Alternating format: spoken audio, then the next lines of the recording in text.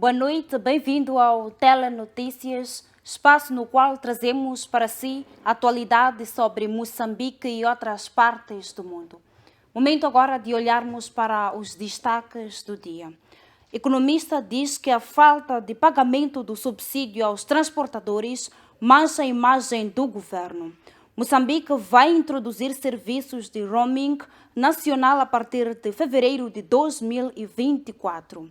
Comandante provincial da PRM interage com a população do bairro Vila Massani, na Beira, com vista a travar onda de violência. China registra recorde de quase 40 mil casos da pandemia da Covid-19 nas últimas 24 horas. Esses são os destaques que marcam a presente edição do Telenotícias. Uma vez mais, seja bem-vindo.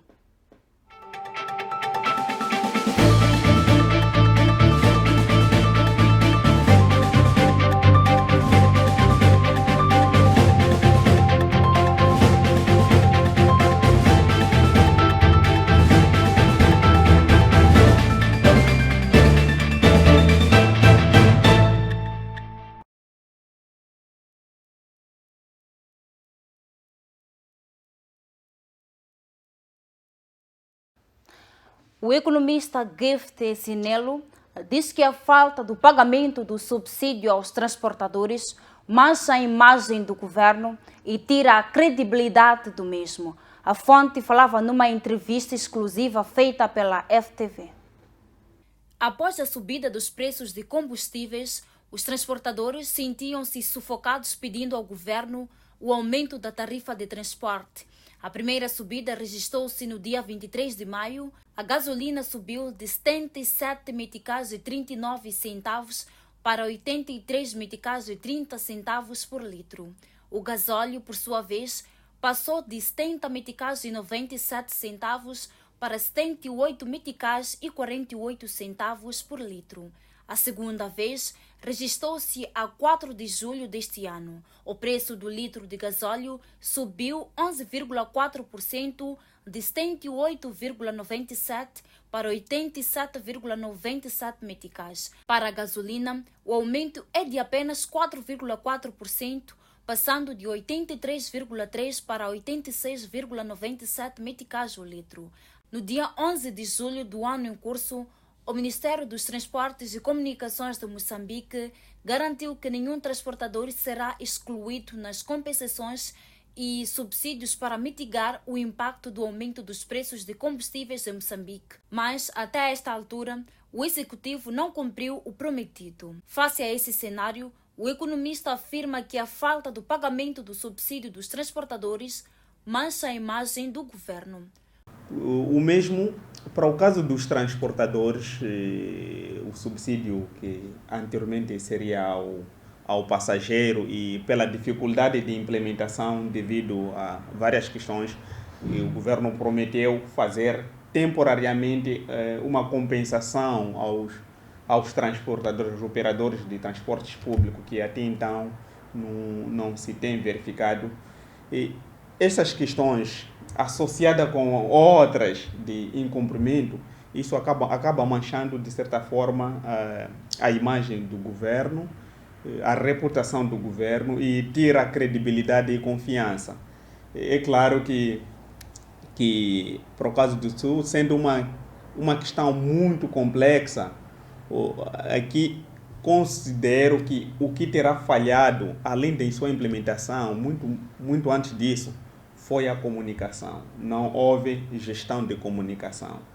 Porque essas todas as expectativas poderiam ter sido evitadas se o governo primeiro tivesse planejado, feito os devidos testes e depois anunciar. Mas o que temos vindo a assistir é que o governo tem feito primeiro pronunciamentos, depois é quando vai se discutir como é que essas coisas serão implementadas. Começamos a encontrar dificuldades na implementação, mas a informação já foi adiantada. O economista vai além ao abordar que o governo tem problemas de informação, tanto na questão do subsídio dos transportadores, como na questão da tabela salarial única. Então, este é o meu maior problema. Eu vejo que o setor público tem problemas, principalmente na gestão de informação. A informação é a chave de todos os problemas, tanto na questão dos transportes, a questão é informação. A questão da tabela salarial única, o problema é informação. Antes das questões técnicas, o que tem que se resolver é gestão de informação. Tem que se ver como é que trabalha-se com informação. E não parece que se leva com uma certa seriedade a questão da gestão de informação.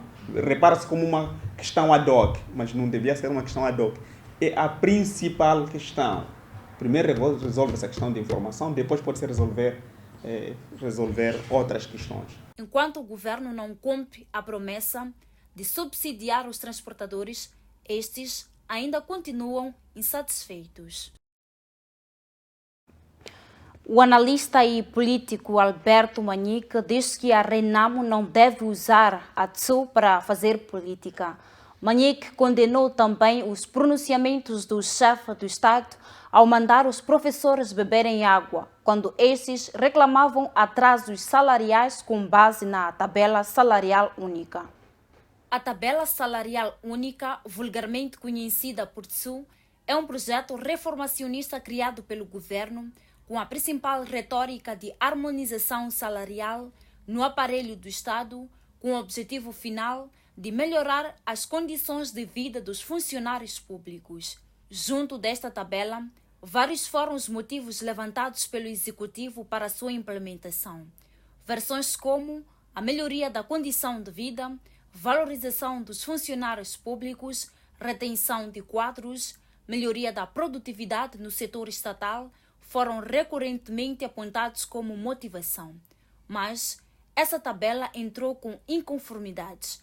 Face a essas incongruências, a Renamo exigiu a demissão do ministro da Economia e Finanças. Reagindo ao posicionamento do maior partido da oposição, o analista e político Alberto Manique diz que a Renamo não deve usar a TSU para fazer política. Olha, eu penso que a Renamo, enquanto partido político, não pode usar o sofrimento dos funcionários do Estado para fazer política e tomar isso como o seu cavalo de batalha, porque a Renamo esteve, quando convocadas as bancadas, os chefes das bancadas e presidentes das comissões, a Renamo esteve lá, a Renamo contribuiu, a Renamo disse que era bem-vindo o pacote. Aliás, porque os deputados também são dignos beneficiários deste pacote. Na mesma senda, o analista condenou os pronunciamentos do chefe do Estado ao mandar os professores beberem água, quando estes reclamavam atrasos salariais com base na TSU. Este desafio dos professores viesse a concretizar-se. E mais do que isso, é que a fala de Sua Excelência, o Presidente da República, foi bastante ofensiva na causa de pedir dos professores na revisão deste pacote salarial. Contudo, é preciso parabenizar o governo ao trazer o ajustamento da tabela salarial para os funcionários públicos e agentes do Estado. Contudo, esta tabela traz muitas incongruências. A primeira incongruência é que o pacote foi trabalhado com muitas incongruências. Voltou para a Assembleia da República para limar todas as discórdias encontradas durante o ensaio da implementação.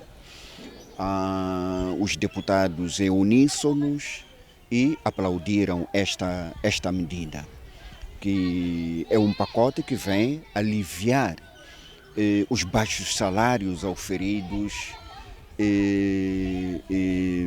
na função pública.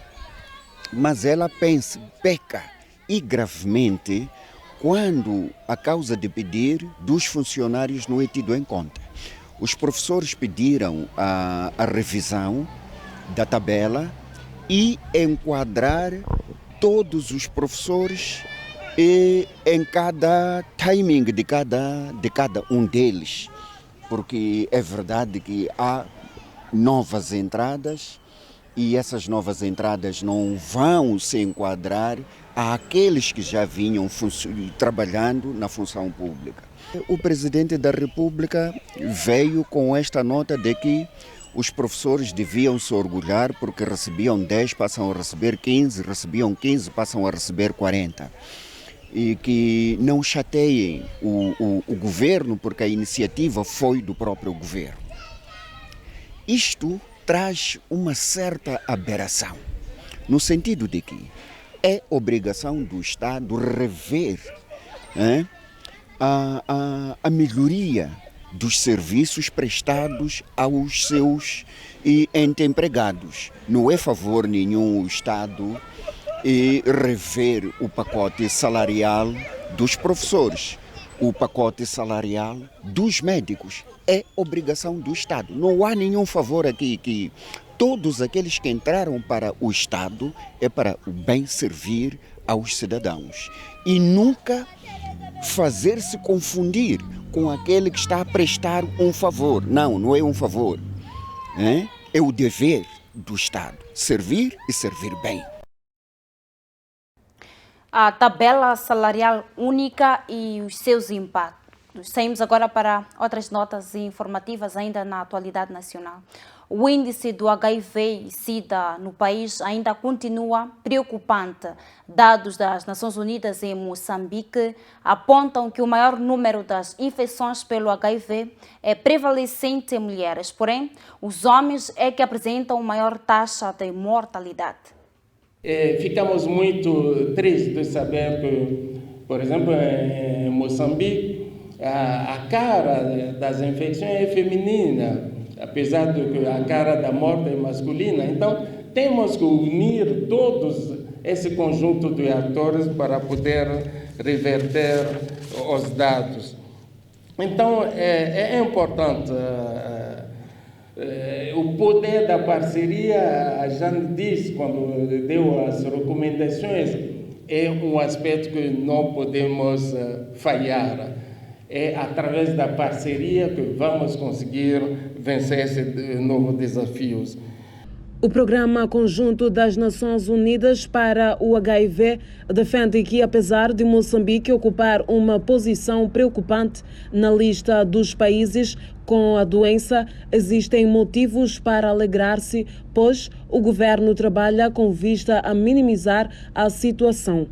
Através do CNCS, através do Ministério da Saúde, através, sobretudo, do meu irmão aqui presente, nos últimos anos tem sido feito um trabalho enorme e ficamos sempre com angústia de ver esses números que não baixam. E eu sou um daqueles que acreditam que brevemente esse trabalho maravilhoso dirigido pelo Dr. Mbuvana vai conhecer os seus resultados merecidos, mas aqui, em frente de todos, quero reconhecer esse importante e brilhante trabalho que você vem fazendo em frente do CNCS.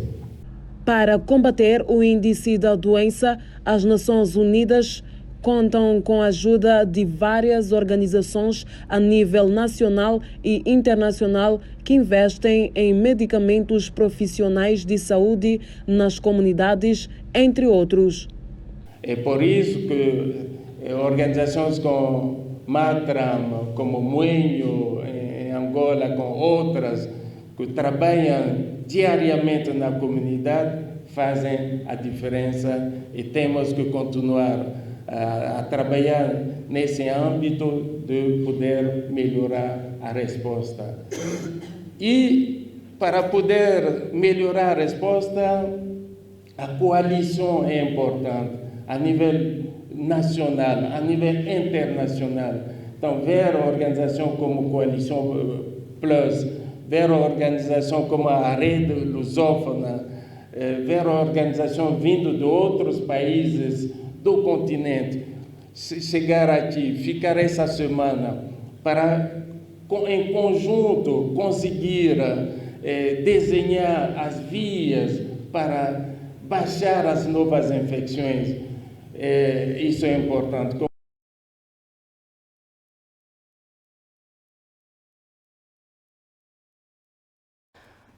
As mulheres na linha da frente no que diz respeito ao maior índice de HIV e SIDA em Moçambique. Saímos agora para a região centro do país. Com finalidade de combater a onda de criminalidade na zona da Manga, o comandante provincial da PRM em Sofala interagiu com a população do bairro da Vila Massane. Temos cidadãos que têm estado a perder a vida por causas evitáveis. Situações que nós, de forma concertada, podemos evitar. Então viemos também para conversarmos um bocado sobre isto. Foi com estas palavras que o comandante provincial da PRM, Adriano Sivi, iniciou a sua interação com a população residente no bairro da Vila Massane, com finalidade de colher sensibilidade com vista a estancar a onda de criminalidade. Estou aqui porque estou muito aflito por causa desse bairro aqui e dessa zona. Eu, na minha casa, já é dentro de ladrões. Assim, no dia 23, vieram tirar a porta, deixaram cair com a parede. E daí passou, a casa já não está em condições, ao tomar banho, o malfator entra dentro, leva tudo, assim eu não tenho nem BI, nem o quê. Mas como posso viver assim? Você não pode deixar panela fora, não pode deixar fogão fora, não pode deixar barde, não pode deixar nenhuma coisa. Quando quer em casa de banho, cagar, pelo menos, tem que trancar a porta e ir com chave. Mas isso se faz, estamos aonde mesmo? Que paz que nós estamos mesmo? É por isso que eu estou aqui. No dia 23, me roubaram. No dia 8 deste ano, foi mês de julho, me roubaram. Agora assim mesmo? Será que essas pessoas vêm da Munhava? Vêm da onde? Eu não conheço. Estou cansado, é por isso que hoje estou aqui. Temos aqui os jovens que roubam, fumam, violam.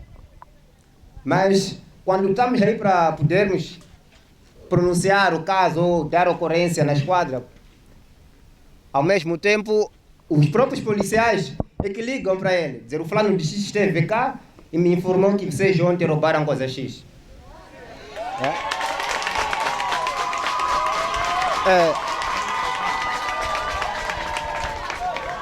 Enquanto isso acontece, nós somos procurados. Noite e dia estamos aí a sofrer com as nossas portas porque nós é que fomos denunciar à polícia que estamos a ser procurados ou que o fulano de X roubou alguma coisa. Por outro lado, o comandante provincial da PRM, Adriano Sif, garantiu trabalhar no sentido de estancar a onda de criminalidade vivida na província de Sofala. A começar pelo primeiro caso, pela minha pequena questão, nós vamos ajustar sim. Vamos melhorar o nosso desempenho sim. O posto policial, a esquadra, o distrito, hão de ir para lá fazer uma avaliação, verificar, trabalhar com a estrutura local. Aliás, está aqui parte dela, para ver que formas é que nós podemos aproximar o serviço de polícia ao cidadão. Essa é a nossa grande aposta. Criminalidade no geral. Este é um prato de fundo. Foi dito que para podermos fazer frente à criminalidade que tem acontecido no bairro, mas não só noutros pontos, é preciso estarmos e trabalharmos em equipe. A parceria polícia-comunidade tem que ser a estratégia que temos que encontrar para ir fragilizando esses que criam problemas nos nossos bairros, fora de outras linhas operativas que a polícia vai usar. É isso também que nós discutimos no nosso Conselho, de que a estratégia que nós temos para poder responder a essas situações é termos a população por perto.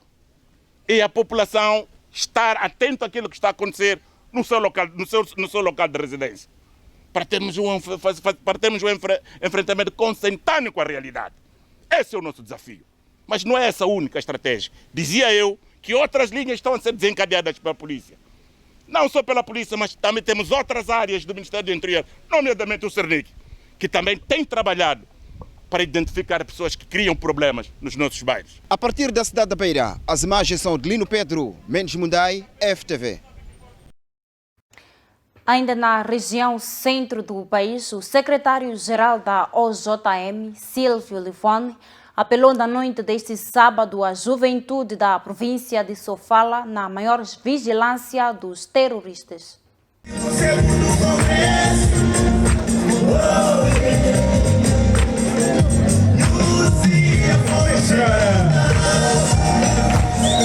Silvio Levone, secretário-geral da OJM, que encontra-se na província de Sofala para celebrar as cerimônias centrais dos 45 anos, com o lema Preservando a Nossa História, Consolidando a Paz e a Unidade Nacional.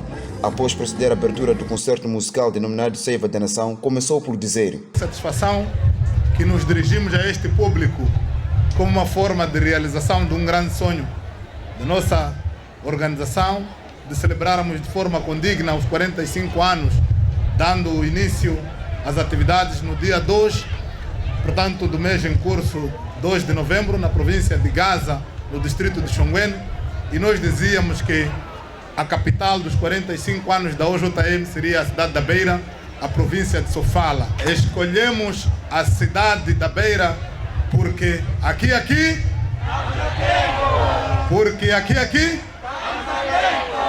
é desta vez ou não é? É desta vez ou não é? Ganhamos ou não ganhamos desta vez?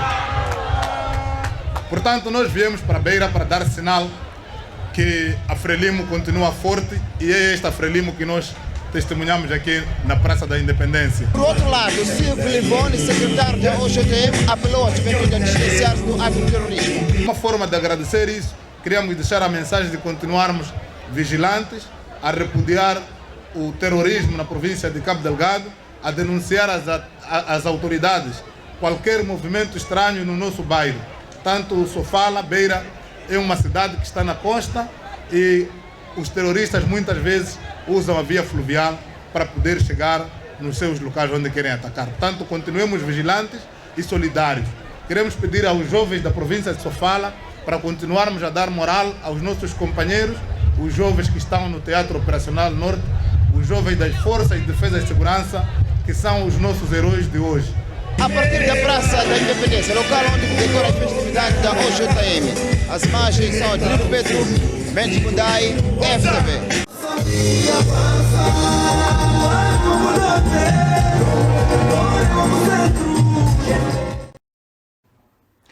Da região centro, seguimos para outras notas informativas ainda na atualidade nacional.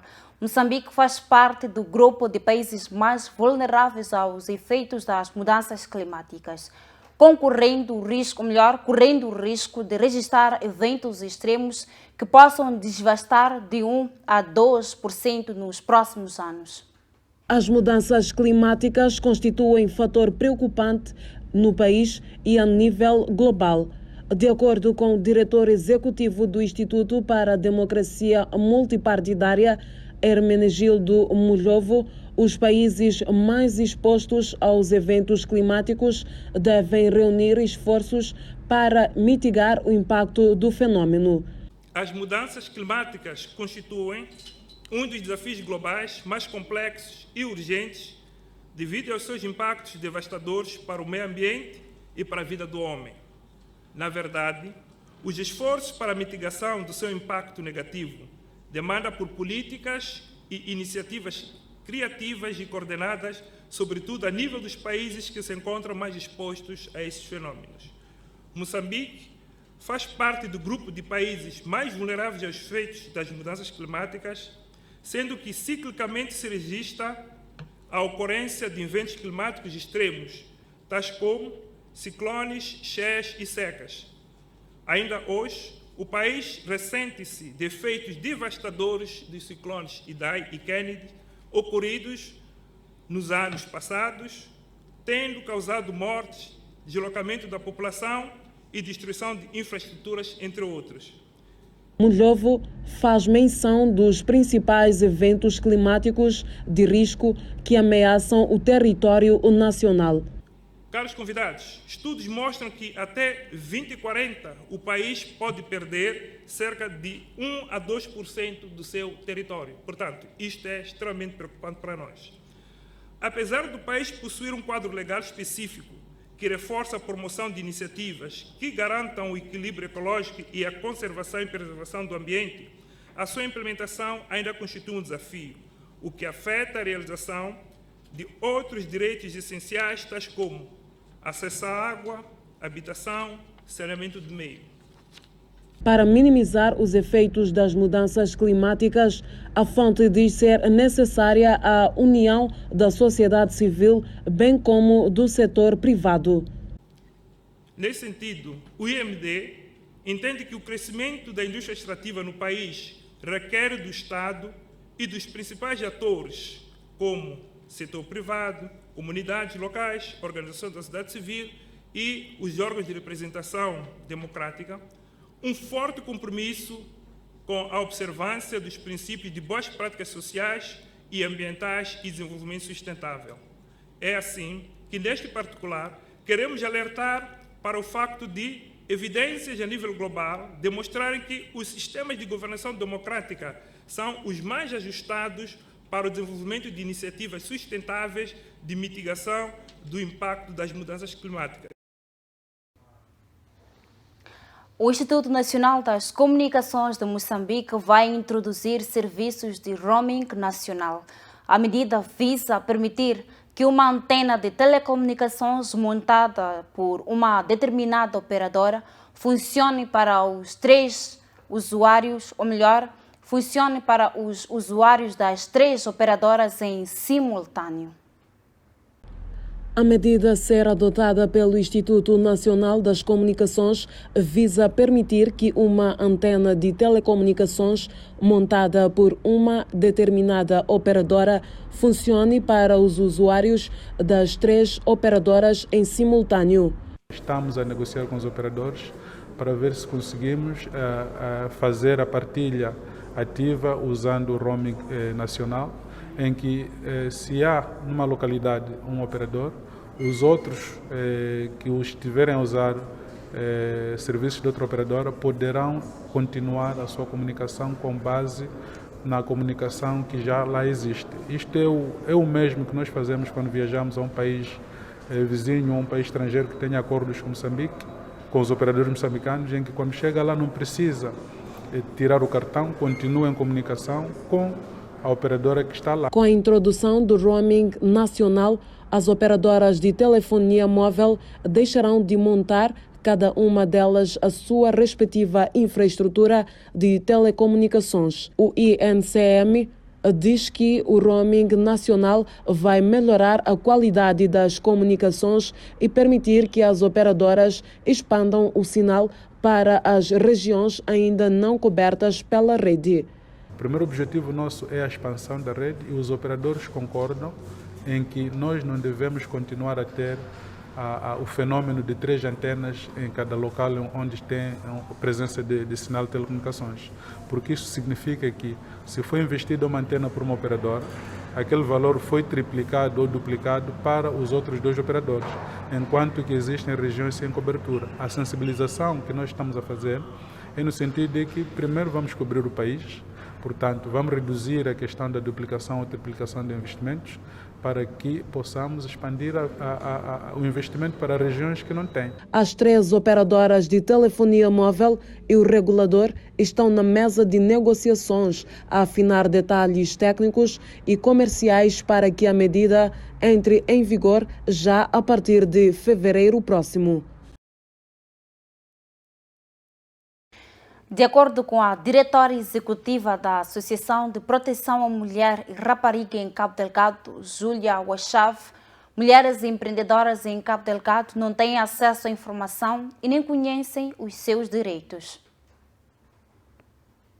No âmbito da implementação de um dos seus pilares estratégicos, a Câmara do Comércio de Moçambique realizou uma conferência de imprensa sobre o apoio às iniciativas de mulheres empreendedoras e empresárias. Nesta senda, a diretora executiva da Associação de Proteção à Mulher e Rapariga em Cabo Delgado, Júlia Wachave, fala da prevalência dos desafios nas mulheres empreendedoras daquela província.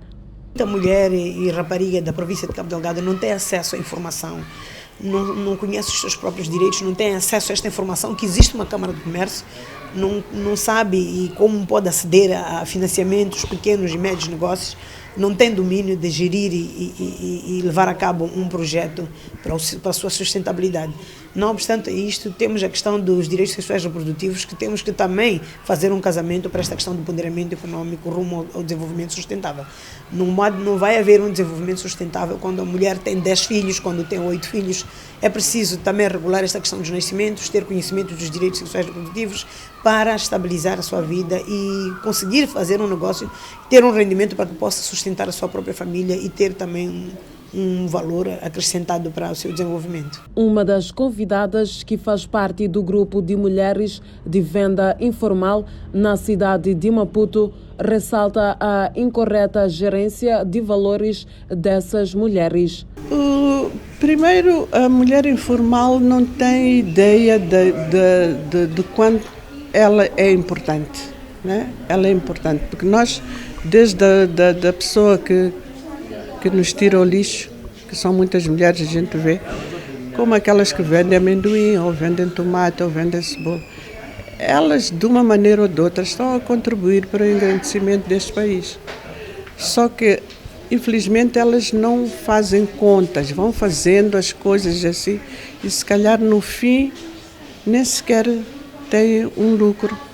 Então, uma das coisas que a Câmara de Comércio vai fazer agora, consoante a gente ouviu ali na mesa redonda, é ajudar na educação, a educação de gerir o seu negócio. A embaixatriz da Espanha, por sua vez, fala do real objetivo do encontro entre as informais e empresárias da área. A ideia é criar entre elas uma rede de contactos e uma rede com a embaixada e um programa. É momento agora de olharmos para a previsão meteorológica para as próximas 24 horas. Vamos, como tem sido de habitual, começar com a região norte do país. Para Pemba, prevê-se 28 de máxima e 25 de mínima. Lixinga vai registrar céu limpo com uma máxima de 29 graus Celsius, mínima de 16. Nampula, 36 de máxima, 20 de mínima. Com a região norte do país, saímos agora para a zona centro, também para acompanhar o tempo que poderá se registrar nas próximas 24 horas. Quelimane poderá registrar 34 de máxima, 24 de mínima, com previsão de chuva acompanhada por trovoada, assim é que é. Teta, por sua vez, terá 40 de máxima, 25 de mínima. Beira, 31 de máxima, 25 de mínima. E Chimoio poderá registrar uma máxima de 30 graus Celsius, mínima de 19. E assim saímos para o sul, onde Inhambane vai registrar chuva com uma máxima de 26, mínima de 23. Xai-Xai, 29 de máxima, 23 de mínima. E Maputo poderá registrar chuva com uma máxima de 28 graus Celsius, mínima de 21. E assim saímos para acompanhar a taxa do câmbio do dia de hoje.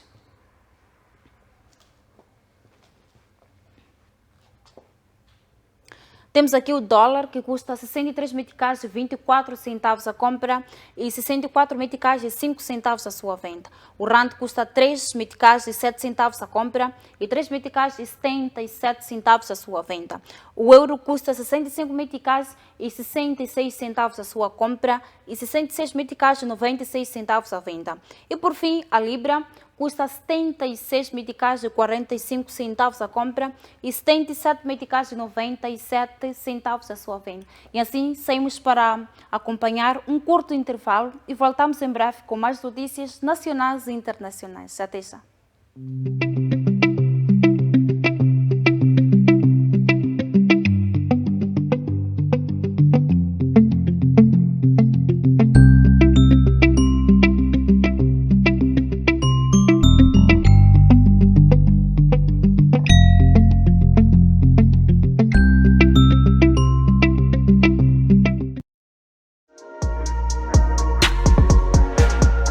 Família, eu sou o Manas Laser e desta forma eu passo para lhe fazer o convite a assistir o programa FTV Hits. Programa este que vai ao ar de segunda a sexta a partir das 16h30. Eu só quero estar, mas ninguém.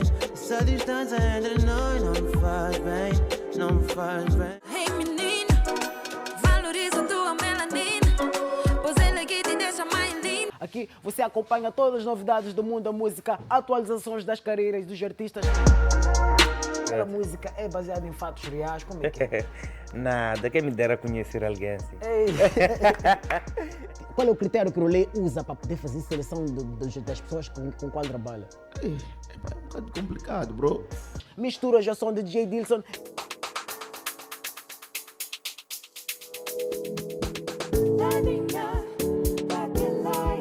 Vídeos e muito mais.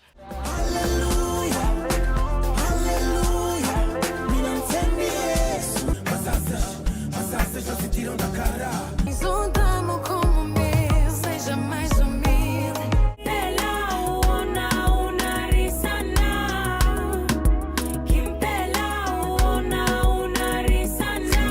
Fiquem sempre ligados ao Bom do Entretenimento aqui no programa FTV Hits, na televisão FTV.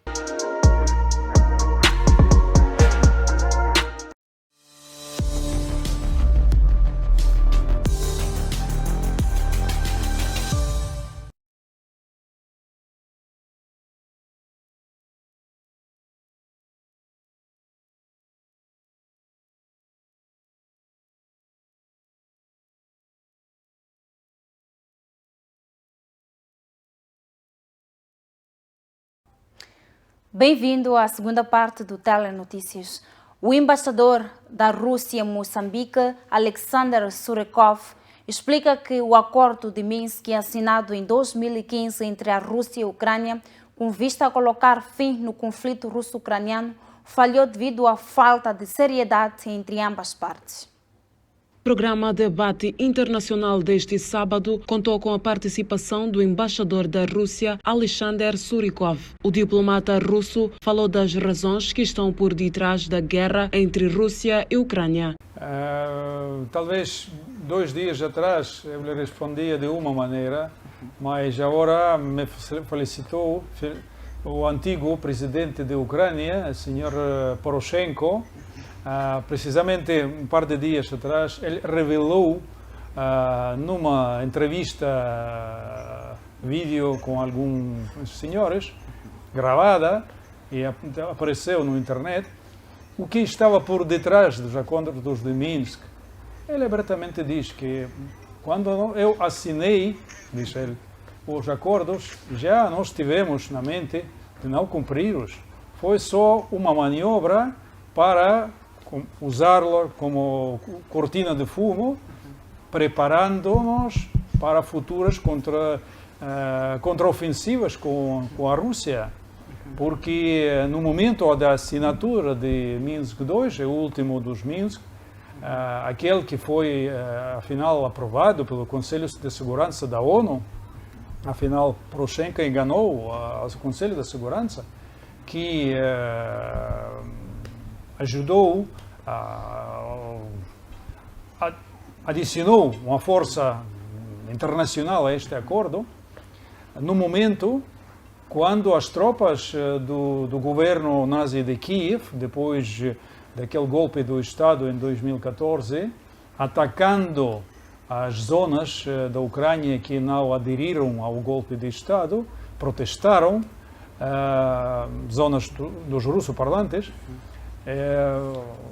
em vez de dialogar, buscar solução pacífica com eles, Poroshenko mandou, os seus antecessores mandaram um exército para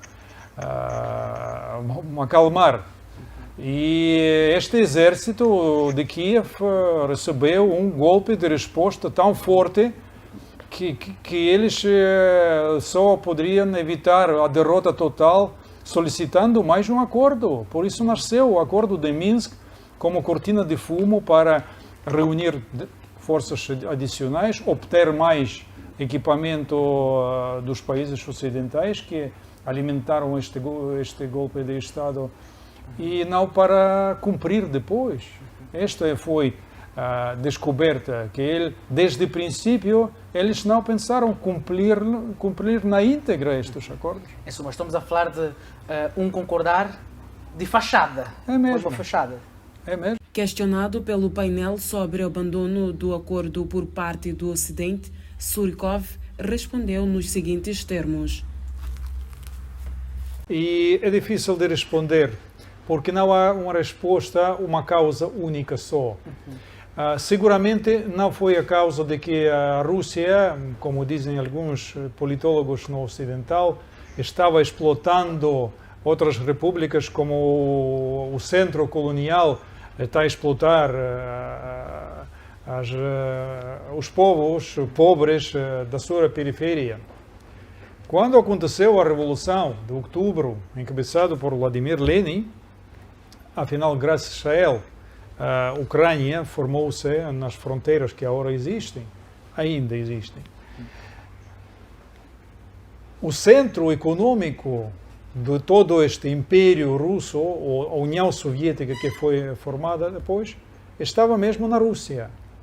Todas as partes das repúblicas foram muito menos desenvolvidas. É por isso que a essência do internacionalismo russo nasceu no governo de bolchevique naquela era, porque a maioria da gente na Ucrânia, nas repúblicas da Ásia, repúblicas bálticas também, no Caucásicas, maioria analfabeta, economicamente não desenvolvida. No momento da dissolução da União Soviética, o nível de vida de muitas repúblicas foi muito mais alto que médio na Rússia, no território russo. Muito mais, incomparavelmente com a correlação destas potenciais no momento da criação da União Soviética. Por isso, não é esta a razão econômica que provocou esta separação.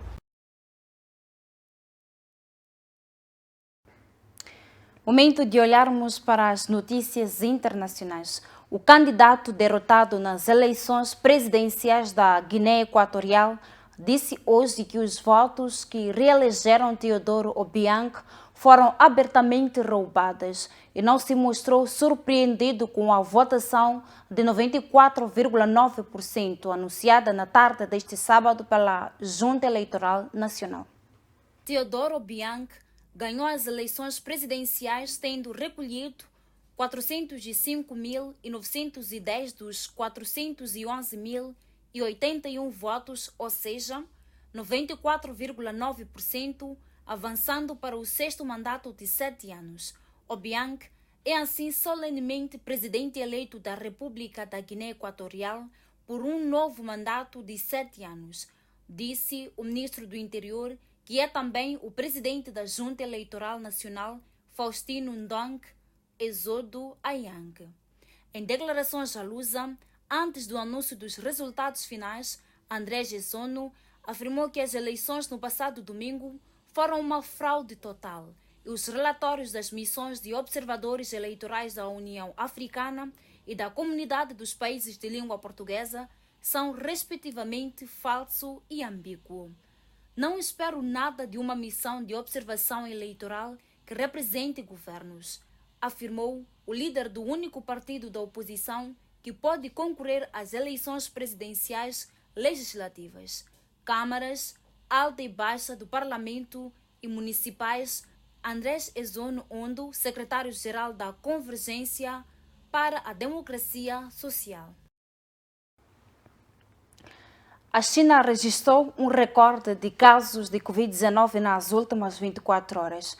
De acordo com os dados oficiais da Comissão Nacional de Saúde, com 39.791 casos detectados, dos quais 36.082 são assintomáticos. Entre os 3.709 casos sintomáticos, a grande maioria, 3.648, foi transmitida localmente dentro das fronteiras do país, com particular incidência em cidades como Cantão, Pequim, 747 e Chongqing, com 194, tendo esta última reportado uma nova morte. A nível nacional, existem mais de 320 mil pessoas isoladas sob observação médica como portadores assintomáticos do coronavírus. A China, que tem uma política rigorosa de tolerância zero em relação ao novo coronavírus, experimentou ondas de surtos nos últimos meses que levaram a um número recorde de infecções. O número de doentes ativos com sintomas na China continental situa-se agora entre 31.430, dos quais 111 estão em estado grave. O governador da região russa de Pskov, Mikhail Vedernikov, disse hoje que os drones da NATO tentaram atravessar a fronteira para território russo, que faz fronteira com Letônia e Estônia, antes do início da invasão da Ucrânia. As declarações de Vedernikov foram realizadas no terceiro Fórum Internacional dos Mídia em Pskov, tendo partilhado o vídeo no seu canal na plataforma de mensagens Telegram. A ofensiva militar lançada a 24 de fevereiro pela Rússia na Ucrânia causou já a fuga de mais de 13 milhões de pessoas, mais de 6 milhões de deslocados internos e mais de 7,8 milhões para os países europeus, de acordo com os mais recentes dados da ONU, que classifica essa crise de refugiados como a pior na Europa desde a Segunda Guerra Mundial. A invasão russa, justificada pelo presidente russo Vladimir Putin, com a necessidade de desnazificar e desmilitarizar a Ucrânia para a segurança da Rússia, foi condenada pela generalidade na comunidade internacional, que tem respondido com o envio de armamento para a Ucrânia e imposição à Rússia de sanções políticas e econômicas. A ONU apresentou como confirmados, desde o início da guerra, 6.595 civis mortos e 10.189 feridos, sublinhando que estes números estão muito aquém dos reais. A Coreia do Norte, munida de armas nucleares, tem a força estratégica mais poderosa do mundo, disse o líder Kim Jong-un numa cerimônia em que se celebrou o lançamento de um novo míssil internacional.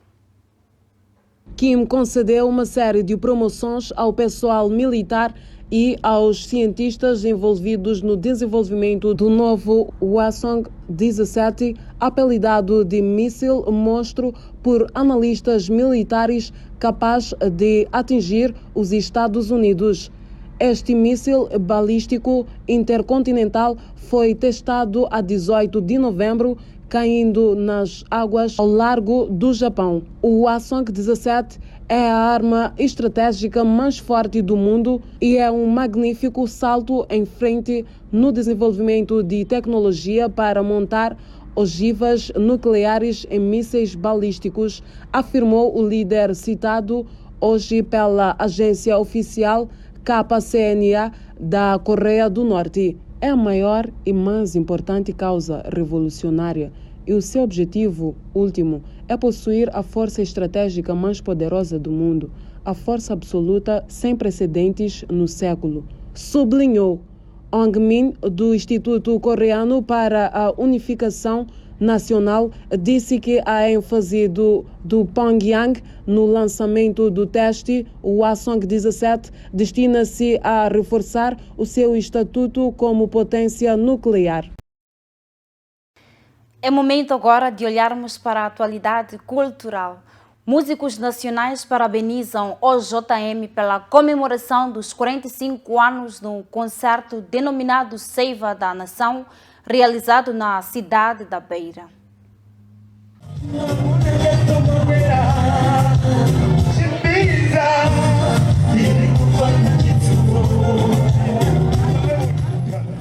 Praça da Independência na cidade da Beira ficou sem espaço devido à presença dos jovens da OJM no concerto musical denominado Seiva da Nação, em comemoração dos 45 anos da OJM com o lema Preservando a nossa história, consolidando a paz e a unidade nacional, com a atuação dos cantores nacionais tal como Bob Love,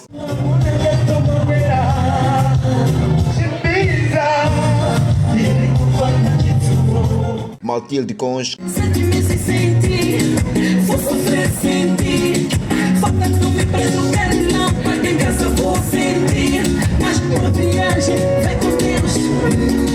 sons que vibraram o palco, entre outros músicos. São 45 anos da Organização da Juventude Moçambicana, bem-aja, e sobretudo que estou a atuar hoje, ou melhor que atuei, juntamente a outros artistas, e na cidade da Beira. É uma maravilha, e eu senti um calor absoluto, e o sangue, a cor vermelha a escorrer dentro do meu corpo. Bem-aja juventude, e estou feliz. O povo da Beira é muito caloroso e mostra que gosta mesmo da Matilde Concho. Então, parabéns ao OJM pelos seus 45 anos. Na ocasião, os jovens da OJM presentes no local manifestaram alegres em comemoração dos 45 anos. Sinto-me muito satisfeito, visto que estamos a caminho das celebrações dos nossos 45 anos da OJM, uma organização juvenil. É uma organização muito forte, que tem jovens com ideais e princípios para a construção do país, a construção da pátria. Então, tem jovem com estratégia para manter a unidade nacional. Então, a OJM, eu estou muito satisfeito, porque a OJM é uma organização aberta para jovens de todos os níveis. Não discrimina por classe social nem por raça. Todos os jovens nacionais fazem parte da OJM. Estou muito honrada, privilegiada de poder estar aqui nesse show. E, mais uma vez, a nossa OJM, estamos a comemorar os 45 anos da nossa OJM. Na verdade, quero dizer para todos os jovens que estão fora, que não estão aqui conosco a comemorar os 45 anos da OJM, que deviam estar aqui comemorando para que os jovens sintam-se à vontade. Não se sintam fora, venham na Frelimo. A OJM é Frelimo. Venham conviver com os outros jovens. Nada de ficar lá fora, se juntando com todos os mafiosos lá fora. Venham na casa da Frelimo. A Frelimo somos nós. Muita história a preservar, a nossa história, consolidando a paz e a unidade nacional. É um grande orgulho. Todavia, para além do evento e do espetáculo da OJM, está sendo realizado várias atividades em comemoração dos 45 anos na cidade da Beira.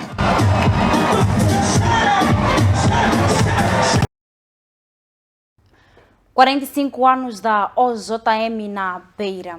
É com essa notícia que colocamos o ponto final na presente edição do Telenotícias. Televisão versus globalização é o tema da grande reportagem deste domingo. Acompanhe já a seguir. Boa noite, até amanhã.